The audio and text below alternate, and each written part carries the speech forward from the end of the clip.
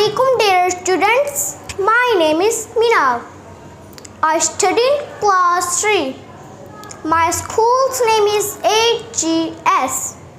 Today the topic is a day at the beach. Main idea. I spent a fun day at the beach. The sun was shining.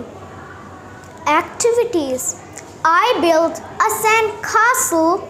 I swam in the sea. I played volleyball with my friends. What I saw.